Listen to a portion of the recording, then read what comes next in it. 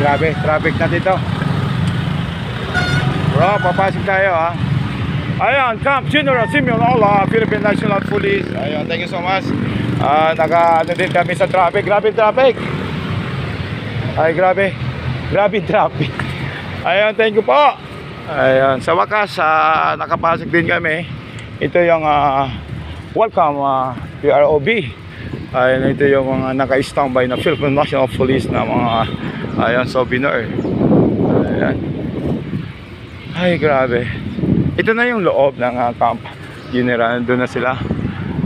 Salamat naman at maayos naman yung ating pag-assist sa kanila. And then, ayun, nakarating tayo ng lahat ng ayan, maayos at ligtas. Unang-una, pasalamat tayo sa Panginoon kasi ayun, ginaguide tayo sa kaligtasan. Ayun, balito yung chapel dito sa loob ng Camp Ola. Halos ginagawa namin ni Raj. Ayan, halos bababa muna kami. Ayan, nagpapasalamat. Ayan si Raj.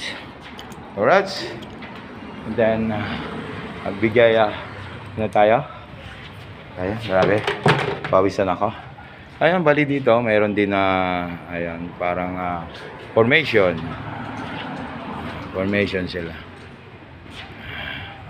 And then ayan, tingnan natin guys, ito maganda talagang wala di uubra ang kung sino ka man demonyo. Kasi galit din ako, kahit sungay mo puputulin ko. Ayan, puputulin ko yan. Ako mabait, ako sa mabait. Philippine National Police Service, Honor, Justice. Ayun, thank you so much. And then ito, madalas ko itong ginagawa pag nandito ako sa Camp Ola. Ayun, General Camp Ola. Ito yung altar dito ng chapel. Napakaganda, napakalinis. Ayan.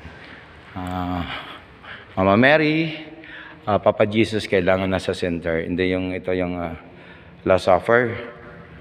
Ayan, then sa Last Supper mayroong Judas talaga yan. Tapos yun sa taas, yun si Santo Niño. Then ito si limot ko. Tatanong ko kung sino tong ayun, alam ko pare ito Ayan.